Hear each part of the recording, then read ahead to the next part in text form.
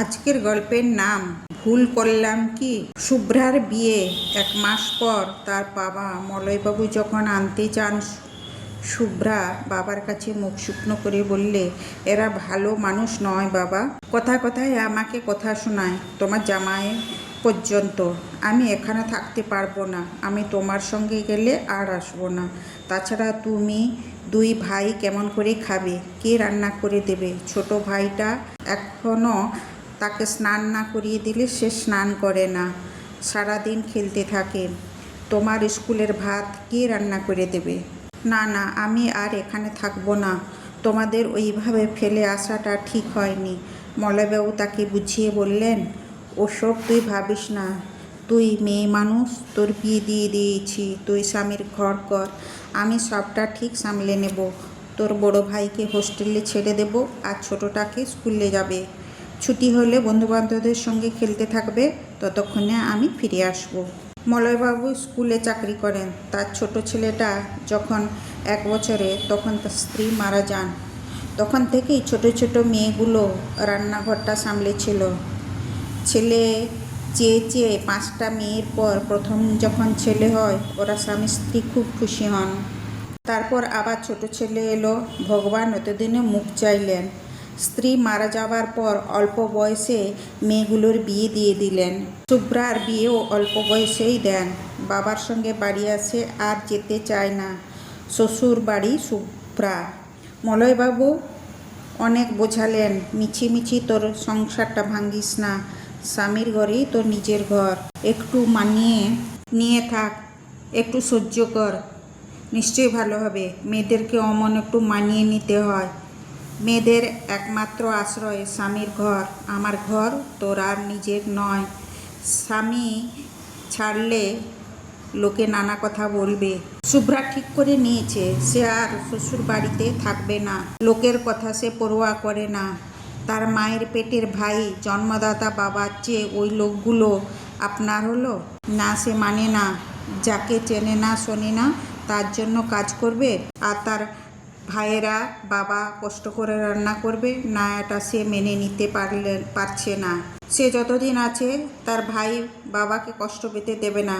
সে বাবাকে মানিয়ে নিয়ে বাপের বাড়িতেই থাকবে। তারপর একদিন অছিলা করে বাপের বাড়ি চলে এলো, আর গেল না।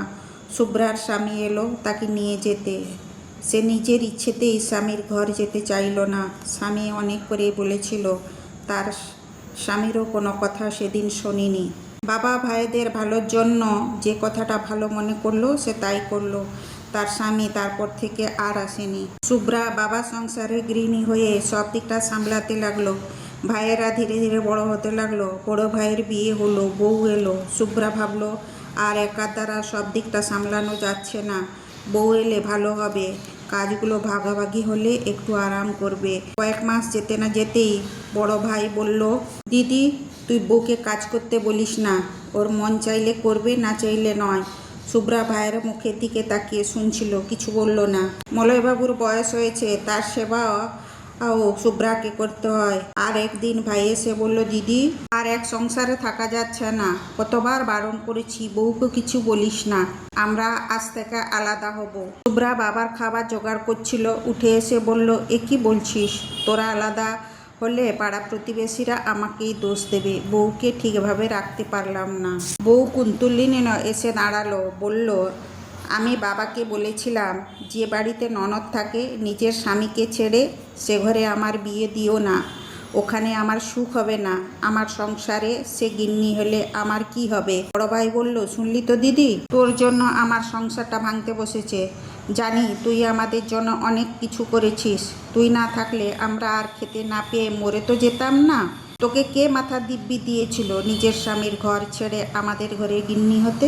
ভাই ও ভাইয়ের বইয়ের কথাগুলো তাকে বিঁধছিল, কিছু বলল না। চোখ মুছে আঁচল থেকে চাবির গোছাটা খুলে ভাইয়ের পায়ের কাছে ফেলে দিল। সেটা করিয়ে ভাই বইয়ের আঁচলে বেঁধে দিয়ে বলল, এবার খুশি কুন্তলী রানী? কুন্তলী দাঁত বের করে হাসলো, বলল, এবারও মনে হচ্ছে আমি এ বাড়ির গিন্নি। শুভ্রা বাবাকে খেতে দিয়ে জানালার ধারে দাঁড়িয়ে চোখ মুছতে লাগলো। মলয়বাবু ভাত খেতে খেতে বলল, কি বলছিল রে ওরা? শুভ্রা ওখান থেকেই বলল, সবই তো শুনলে। বাবা বললে তুই কি চাবি দিয়ে দিলি? শুভ্রা বলল, গিন্নির কাছে তো ওটা থাকার কথা। বাড়ির আসল গিন্নি এসে গেছে। মিছি আমি বয়ে বেড়াচ্ছিলাম, আমার আগেই দিয়ে দেওয়া উচিত ছিল। মলয়বাবু হাত মুখ ধুয়ে এসে বিছানায় বসে বললে, আমার ওষুধটা দে। শুভ্রা ওষুধ আর জলের গ্লাস বাড়িয়ে দিল। মলয়বাবু বললেন, ও কি করে জানবে তুই এই ঘরের জন্য কি করেছিস? বিছানায় শুয়ে পড়লেন। তারপর বললেন, দেখ ভার বইতে পারে কি না, হয়তো দেখবি আবার তোর কাছেই ফেরত আসছে।